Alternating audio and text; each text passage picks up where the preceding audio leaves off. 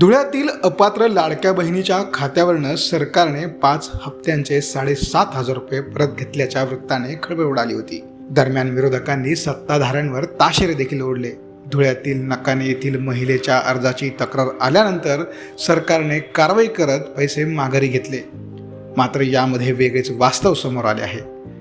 लाडकी बहीण योजनेचे पैसे सरकारने घेतले नाहीत, तर त्या महिलेनेच परत दिलेत।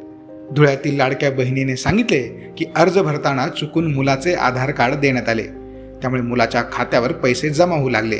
दरम्यान आम्ही बाल विकास विभागात संपर्क करत पैसे जमा केले। आता तो अर्ज क्रमांक देखील बाद झालाय। पैसे जमा केल्यानंतर आम्ही पुन्हा अर्जाची कागदपत्रे जमा केली। आता मला लाडकी बहीण योजनेचे पैसे येण्यास सुरुवात देखील झाली आहे। दरम्यान खैरनार यांनी राज्य सरकारचे आभार देखील व्यक्त केले। खैरनार लाडकी बहीणसाठी अर्ज केला होता, तर अर्ज केला तर पैसे आले, पण माझे काही पडले नाही।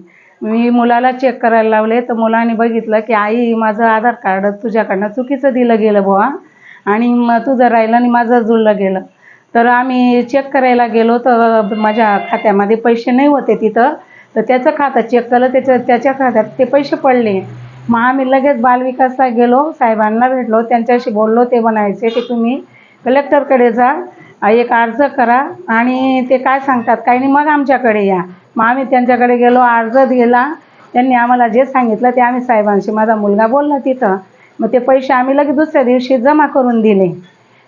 आणि लगेच आचारसंहिताच्या पहिले एक हप्ता, त्याच्या पहिले एक पडला, लगेच आचारसंहिताच्या पुढे एक पडला, तो पण आम्ही लगेच जमा केला।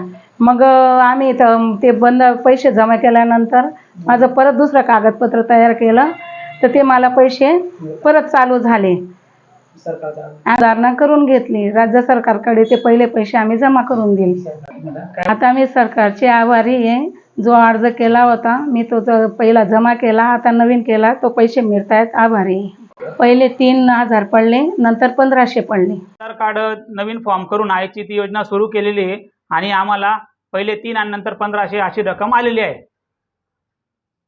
तर तुम्ही ज्यावेळेला सांगायला गेलात म्हणजे संबंधित अधिकाऱ्यांना, त्यावेळेला नेमकी काय प्रक्रिया तुम्ही पूर्ण करून घेतली होती, आणि त्यांनी तुम्हाला काय सांगितलं होतं त्यावेळेला? आम्ही आधी सर्वात पहिले बालविकास अधिकारी इथं गेलो होतो, सुधा हॉस्पिटल समोर ऑफिसला। तिथं अर्ज केला आम्ही त्यांना आईच्या नावाने, आणि तो अर्ज एक बालविकास अधिकारी आणि कलेक्टर साहेबांना ट्रान्सफर केला। नंतर त्यांची मीटिंग झाली, आणि त्यानंतर मग त्यांनी आमचे पैसे जमा केले। तर तुम्हाला तर वाटतं की पैसे आल्यानंतर तुम्ही हे पैसे म्हणजे ठेवून घेतले असते एखाद्या व्यक्तीने, किंवा शासनाला ते परत केले नसते, पण असं का वाटलं की आपण हे पैसे परत करावे? ते पैसे असं वाटलं सर की आपण हे पैसे चुकीचे घेतोय। ही योजनेसाठी आपण फॉर्म केला होता आईचा, पण ते आपल्या नावाने पडले असल्याकारणे आपल्याला ते योग्य वाटले नाही, व आपण स्वतःहून शासनात ते परत केलेले।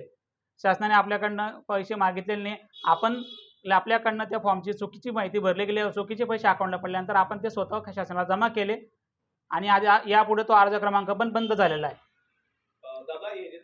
बाल विकास महिला अधिकारी साहेबांकडनं चलन घेतलं आम्ही, आणि ते चलन आम्ही स्टेट बँक ऑफ इंडियाला भरलं। मी नामे भिकूबाई प्रकाश खैरनार मुलगा आहे। सदर योजनेची माहिती अशी होती, जेव्हा आम्ही आईचा फॉर्म भरला, तेव्हा फॉर्म भरत असताना चुकून ते आधार कार्ड माझं दिलं गेलं, आणि जेव्हा आधार कार्ड आम्ही फॉर्म सबमिट केला, आणि जेव्हा सर्वांचे पैसे सारखे पडले, तेव्हा आम्ही आईचे पैसे चेक करत असताना ती घटना लक्षात आली की पैसे नामे माझ्या नावाने जमा झाले।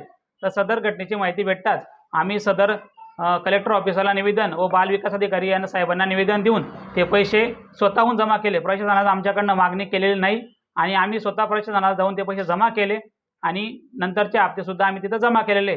सदर योजना सरकारने आमच्याकडनं काही अपात्र ठरले असे काही नाही उत्तर, तरी आम्ही ते पैसे स्वतःहून सरकारकडे जमा केलेले।